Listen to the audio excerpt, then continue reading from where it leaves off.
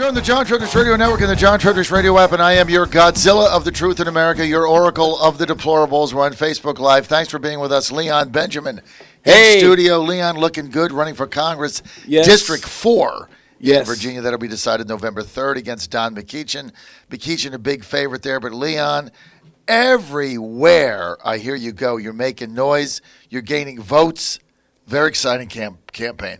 It's exciting, and people are getting excited about being the decision makers, because that's where the vote counts. When those who say, I'm going to make a decision, and when they make that decision, my goodness, it empowers them. And that's what I've been seeing across the whole 4th Congressional District, from Richmond all the way down to Emporia, Greensville, Chesapeake. It's amazing. Well, I think you're going to have a big vote in Chesapeake. You definitely have a spring in your step today. And you got I feel 14 good. days of the campaign. You look pretty good. Let me just tell you this just in from Mark Knoller at CBS. He says that today President Trump is calling on Attorney General Barr to launch an official investigation on corruption charges against Joe and Hunter Biden.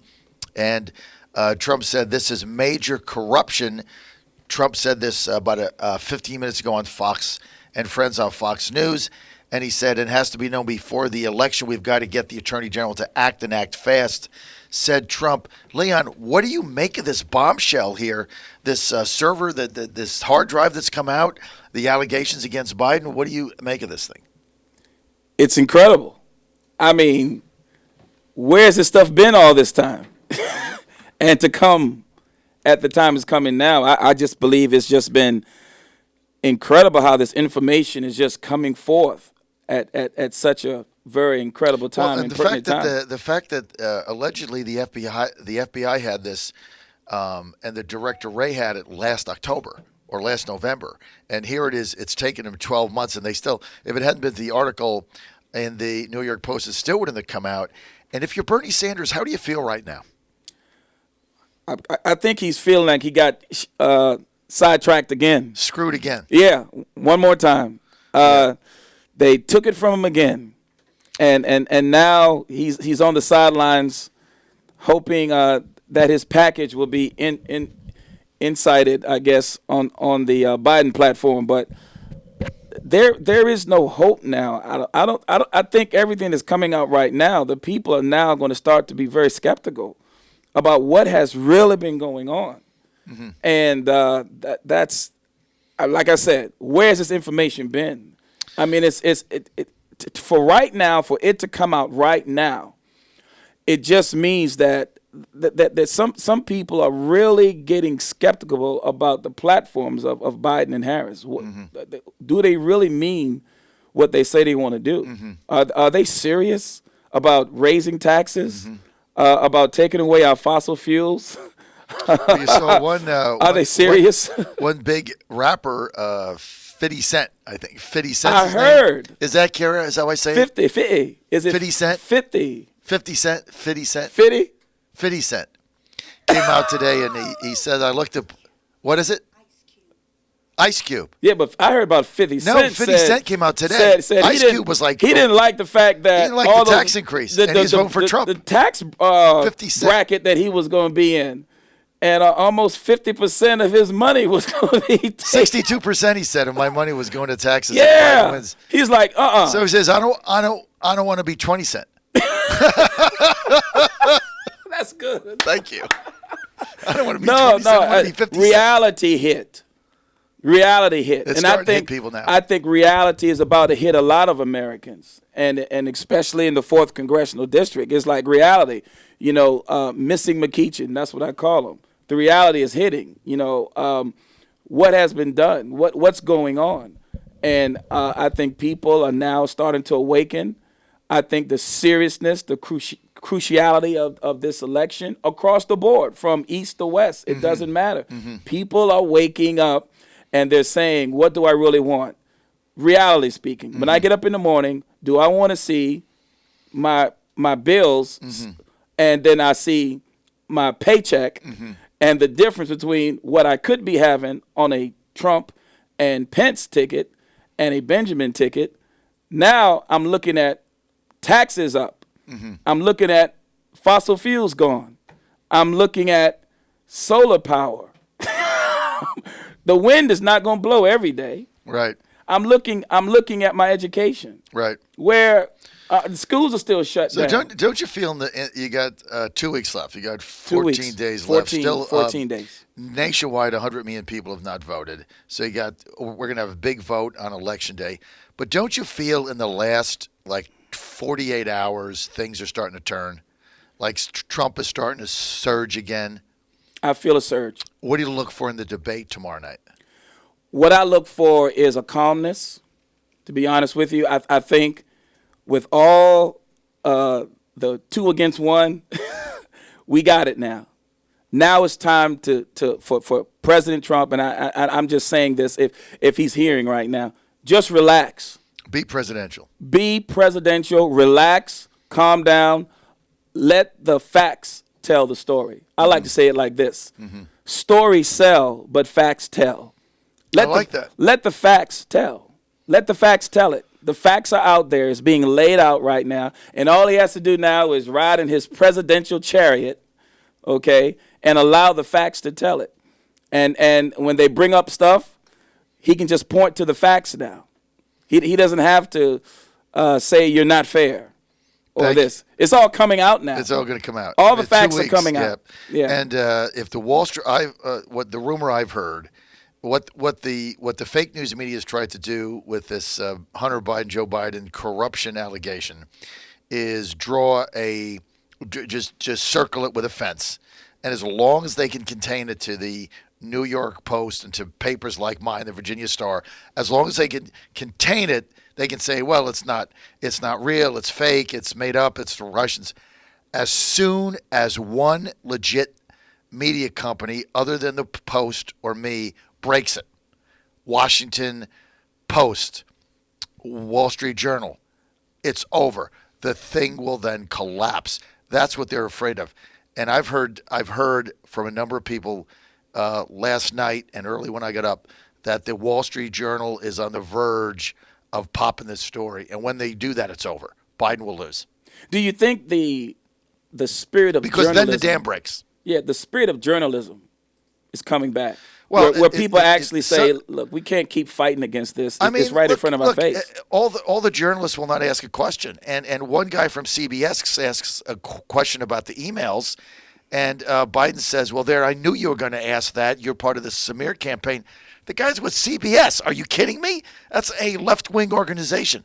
Then he goes hiding in his basement. He comes back out with his granddaughter, and the first question they ask him is, what flavor ice cream do you have? Incredible.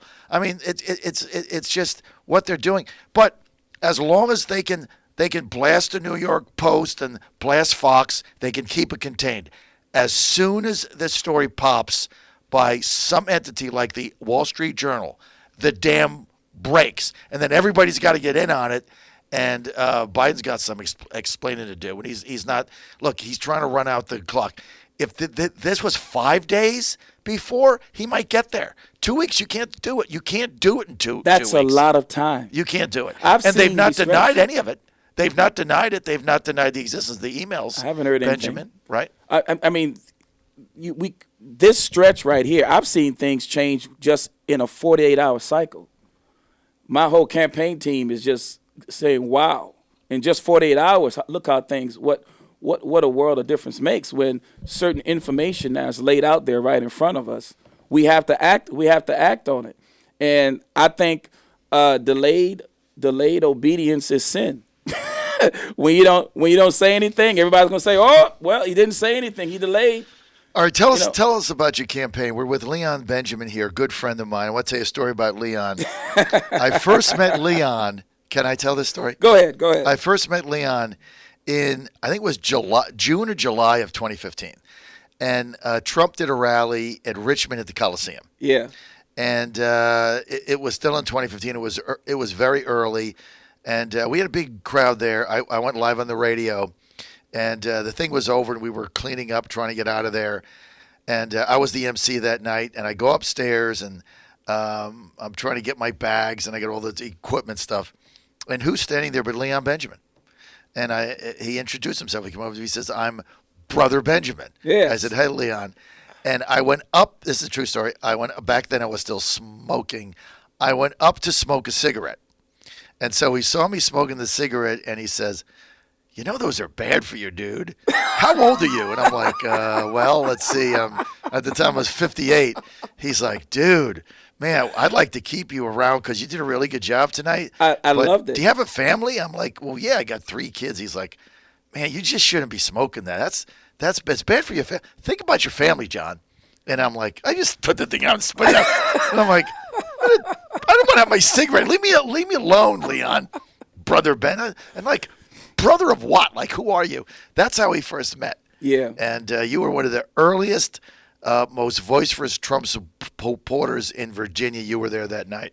Yeah, we thought it was going to be a big rioting, but kudos to the RPD. Yeah, we thought there was going to be a riot. They shut it down. Well, they had the horses. They had horses. They contained the whole thing, and it was really a successful time. And then we got together in Cleveland. Oh yeah, that was for the convention in 2016, That's right. And the rest is history. I mean, I just appreciate your fervency. You know, you have a fire about you that it doesn't matter even on a rainy day. You still got sunshine going on. That's a song, isn't it? That's I right. got Remember, sunshine. were you there when we did the 8-hour radio show during the 2A rally in Richmond? Right? Yeah, up top. You were right there. 8 hours we were on the air. Right there. Yeah. I mean, just hitting it. You know, and our dear friend Martha Bonetta and all of that. But she's gonna be on at 9. But like I said, you have a consistency of sticking. Now, everybody doesn't like the facts. Again, facts tell. You know, stories sell. But facts tell. You could either, you know, hang out with the facts and grow with it, or just keep denying the facts. And that's what I'm telling the president right now. President Trump, let the facts tell it all. Because in our campaign right now, the fact is that this 4th congressional district is not the same everywhere. It's different. Different needs from Richmond, urban areas, inner city, going into the suburbans, then going into the rural, the farm, peanut country. I went through Surrey. I saw cotton. It was amazing. All these different types of produces and ways of living. And then going down to Chesapeake, veterans country, you know, the military, all types of needs. Well, does just Don amazing. ever get out there? Is he campaign at all? I asked the people, where is he? They said, we haven't seen him. They'll just do a mailer and get out the vote. I mean, that's all they do. How do you win this race? One person at a time. I know that sounds crazy. One person at a time. One door at a time. One phone call at a time. You're knocking on doors? Am I knocking on doors? My God, I'm knocking on doors that don't even think I would knock on. Is he it. knocking on? The doors ask me, "What are you doing here?" the person's not. The door says, "What are you doing here?" The door is asking me, "What am I doing here?" So I'm knocking on doors. When you're knocking on doors in urban African American communities, and they answer the door and they invite you to have a conversation, what are they saying? Tell me what's on people's mind in urban African American communities in your district. I've heard some things. They really haven't really met or know who McEachin is. So I introduce myself and say I'm Leon Benjamin. I'm here coming through your neighborhood, and they say I've been hearing some things. I've been looking. Some are very very astute, and they said I'm doing research. I've seen you, but I need to get more information. So we give them information, but some are saying, you know, all right, I'm a little bit apprehensive. I'll check you out. Which but means I'm going to vote D. Yeah, well, I'll check you out. And we just want to have the opportunity to be in front of as many people as we can, and that's what I've been just enjoying from. Well, going through Chesapeake to Richmond, and I think you're going to get a big vote there. I've seen more Leon Benjamin signs than I've ever seen for anybody running in since they changed the district. Well, hats off to all the volunteers. Yeah, we got people. There's a lot of Leon Benjamins. In fact, I need one because I'm in your district. I need to put one up on my Trump sign. I got a lot of signs. But the first time the sheriff ran, or from Henrico, Mike Wade. Yes. Not bad Mike Wade, good Mike Wade. Bad Mike Wade's the consultant guy in Chesapeake. He's bad news. That's his nickname, Bad Mike Wade. Good Mike Wade was a sheriff, He was not a very inspiring candidate, but they ran a pretty good race. Yes. And I think he got like 44% or something like that. Yes. Yes. Now, the race in 2018, the pastor ran, right? I can't think of his Yes. name. Ryan McAdams. Nice guy. Yes. But his campaign collapsed. He got like 39% or something. So how do you get over 45% to get competitive? That's my question. It always, for me, it always starts with the people and it ends with the people. It's the people that are going to decide. And my heart and compassion, I like to be real. So I'm going to be Leon. You know, I'm a pastor of 18 years, married 29 years. Hey, Maria, if she's listening. I don't know if she's listening. 3 beautiful kids, but just being me and hoping that the people will understand that I'm a real person. I care. You know, people don't care how much you know. They don't care how much you know until they know how much you care. And just give me a chance. But also what's going to win this race, too, is the dissension that's going on, the confusion. People don't like confusion. People don't like rioting and looting and stuff being burnt down and stores being broken into and smashed and businesses closed. They want someone that's going to say, hey, let's get these businesses back open. Let's get these schools back open. They don't want to keep on listening to 1 more month. Let's just shut it all down. Or let's go send the National Guard out to take the guns away from the citizens. They don't want to hear that. Mm-hmm. They want to hear someone that has solutions, not the same old rhetoric, same old political jargon that says, hold on, we'll get it fixed in a little while. It's going to take some time. We're figuring it out. No, we don't have that time. McEachin's got a lot of baggage. Oh, goodness. Got a lot of baggage. And he's not campaigning. Now, he campaigned a little bit in 2018, but nobody's seen him. I know he's been ill, but nobody's seen him. How do you win a campaign like without even campaigning? He's not going to win. That's the thing. That's my question. You can't convince the people that you're for the people if you're not with the people. Mm-hmm. And that's the reality, I think, Czech, that's coming in right now. Mm-hmm. And again, that's a fact. Mm-hmm. That's what's telling right now.